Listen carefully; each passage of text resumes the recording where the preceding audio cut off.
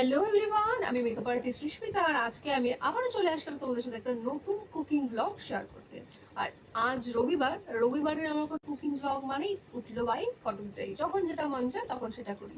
Actually সারা সপ্তাহ যদি একটু বিজি থাকি আর সকালে উঠতে হয়, তো রবিবারটা হাতে একটু সময় থেকে যে কারণে আমি একটু লেট করে উঠি। আর আমি যতক্ষণে উঠি রবিবারে, সকালে তো বলা চলে আর দুপুরেই বলা চলে, তো আমি যতক্ষণে উঠি ততক্ষণ আমার বাবা বাড়ির সমস্ত বাজার অলরেডি করে আনে। তো আমার কি কি দরকার বা আমি কি রান্না করব, কি কি আনতে হবে, সেটা বাবাকে কিছুই বলা হয় না। আরো একটা ব্যাপার হচ্ছে, এটা কি শুধু আমার সাথে হয় নাকি তোমাদের সাথে হয় আমি জানি না। দেখবে সারা দিন যখন কোনো ফোন দেখা হয়, সেই ফোনে তুমি যাই স্ক্রোল করো না কারণ অন্যান্য অনেক রকম ভিডিও আসে, কিন্তু যখন রাত্রিবেলা করে কোনো একটা ফোন স্ক্রোল করা হয়, আমি শনিবার রাত্রে যখন ফোনটা স্ক্রোল করছিলাম কালকে, সমস্ত রান্নার ব্লগ, নানান কুকিং ভিডিও, রেসিপি, প্রচুর প্রচুর খাবারের জিনিস। এবার এমন একটা টাইমে সেই ভিডিও আসবে, না তোমরা সেটা অর্ডার করতে পারবে না তোমরা সেটা বানাতে পারবে। এই কারণে আমার এরকম হয়, আমি যখন রবিবার সকালে ঘুম থেকে উঠি তখনই মনে হয় এটা বানাবো ওটা বানাবো, এই আমার চলতে থাকে। তো আজকে দেখি বাবা খুব সুন্দর বাটা মাছ নিয়ে এসছে। আর কালকে রাত্রে আমি ফোন স্ক্রোল করতে করতে দই কাতলা এই রেসিপিটা, এই দই কাতলা রান্নার রেসিপিটা আমি দেখেছি, সম্পূর্ণ ভিডিও আমার দেখা হয়েছে। তাই এই বাটা মাছগুলো দেখে হঠাৎ করে আমার মনে হচ্ছে এখন তাহলে আমি একটু বাটা মাছটাকেই, যদি কাতলা মাছ নেই তো কি হয়েছে, দই কাতলা না বানিয়ে দই বাটা করে দেখি। অ্যাটলিস্ট নর্মাল মাছের ঝোল ভাতের থেকে তো কিছু তো চেঞ্জ হবে, টেস্ট কিছু তো আলাদা হবে। তো সেটাই ভাবছি আমি আজকে রান্না করবো।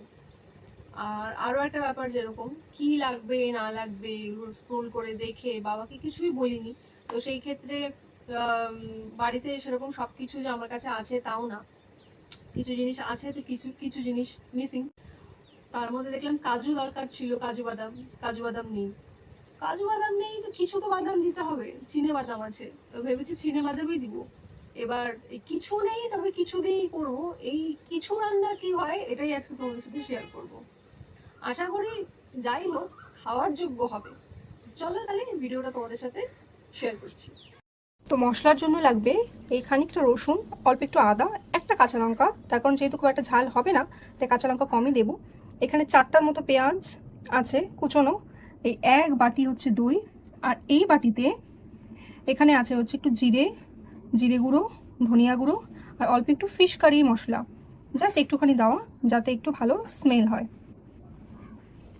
আর আছে এখানে 2 থেকে 3 চামচের মতো পোস্ত, আর এখানে আছে কিছু খাড়া মশলা, একটা শুকনো লঙ্কা, আর এই খানিকটার মতো বাদাম। এইবার এই সব কিছুকে একবারে নিয়ে আমি একটু করে ভেজে নেব, ভেজে গুঁড়ো করে নেব। পোস্ত নর্মালি জলে ভিজিয়ে বাটা করা হয়, কিন্তু ওই যে বললাম যখন তখন রান্না করার মুড ওঠে সেই অনুযায়ী কখনো কোনো কিছু প্ল্যানিংয়ে থাকে না, তাই এখন এই পোস্ত ভিজিয়ে রেখে বাটা করতে অনেকটা সময় লাগবে, জন্য একটু ভেজে গুঁড়ো করে গরম জলে যদি সবকিছুকে একবারে আমি ভিজিয়ে রাখি তাহলেই কিন্তু সুন্দর একটা পেস্ট আমার রেডি হয়ে যাবে। এখানে দেখো মাছগুলোকে ম্যারিনেট করে রাখা আছে একদম, একটুখানি নুন, হলুদ, গোলমরিচের গুঁড়ো, আর অল্প একটুখানি শুকনো লঙ্কার গুঁড়ো দিয়ে। তো আর মাছের গায়ে দেখো এরকম করে আমি অল্প অল্প করে কেটে দিয়েছি যাতে মাছটা খুব ভালো করে ম্যারিনেট হয়। আর যখন এটা দই দিয়ে বানানো হবে তখন সম্পূর্ণভাবে যেন মাছটার মধ্যে সমস্ত ফ্লেভারটা যেন খুব সুন্দরভাবে ঢুকে যায়। আর এটাকে ম্যারিনেট করে মোটামুটি 15-20 মিনিট রাখলেই যথেষ্ট। শব্দে বরং দেবে, গল্পে ছড়িয়ে দেবে গন্ধের সুখ, দু হাতে মুঠো ভরে আলগা কপাল জুড়ে দেব তোমার গালে গল্পের মুখ। তুমি প্রচ্ছদে রং দেবে, শব্দে বরং দেবে, গল্পে ছড়িয়ে দেবে গন্ধের সুখ। প্রাচীন মহাকাশে আদরে দুকুল ভাসে, প্রাচীন মহাকাশে আদরে দুকুল ভাসে। তো আমি এখানে একে একে পেঁয়াজ, আদা, রসুন, লঙ্কা যা যা ছিল সবকিছু দিয়ে দিয়েছি। এবার এটাকে খুব ভালো মতো ভেজে নেব যতক্ষণ না পর্যন্ত পেঁয়াজগুলো একটু গোল্ডেন ব্রাউন কালার হয়। তো পেঁয়াজগুলো অলমোস্ট গোল্ডেন কালার হয়ে এসছে। এবার আমি এখানে একে একে জিরে ধনিয়া গুঁড়ো যে পেস্ট ছিল সেটা দিয়ে দিব, দিয়ে কিছুক্ষণ।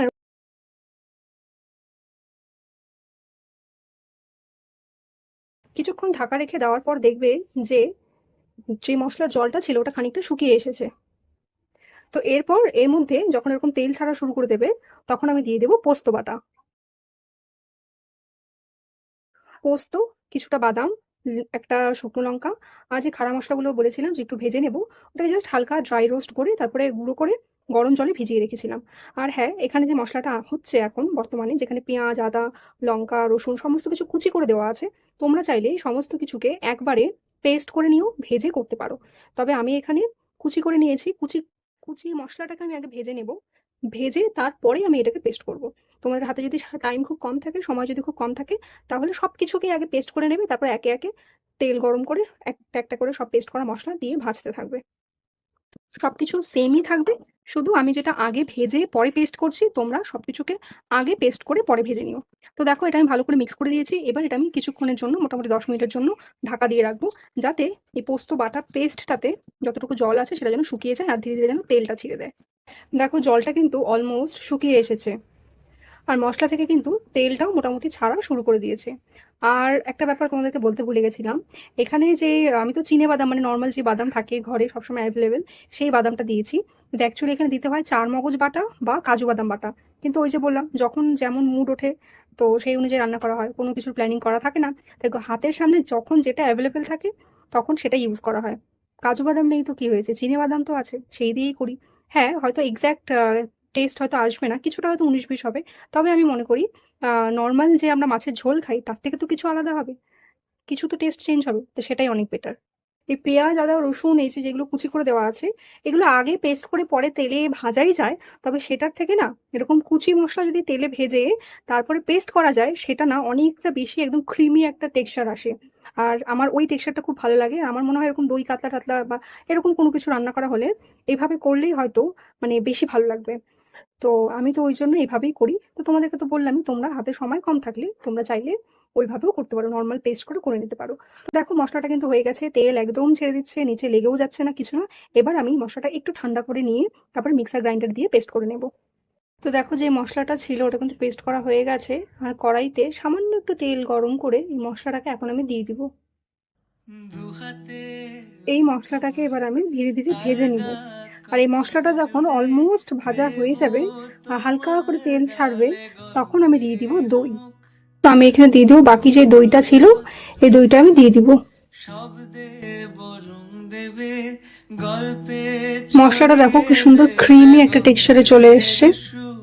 যখন মশলাটা এরকম হয়ে আসবে, এখানে আমি দিয়ে দিব পরিমাণ মতো খানিকটা জল।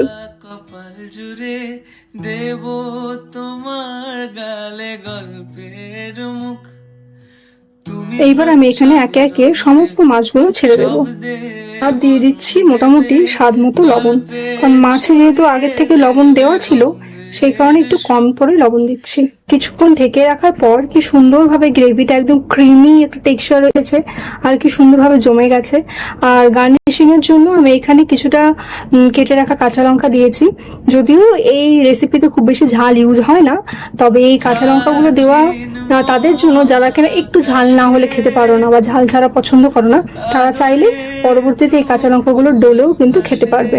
ব্যাস, তারপরে আর কি, তারপরে এরকম গরম ভাতে গরম গরম সার্ভ করে নাও দই বাটা। তো যাই হোক, আজকের ভিডিওটা এতটুকু পর্যন্তই ছিল। তোমরা দেখে অবশ্যই জানিও যে তোমাদের এই রেসিপিটা কেমন লাগলো। দেখা হবে নেক্সট কোনো একটা ভিডিওতে, ততদিন অবধি টাটা।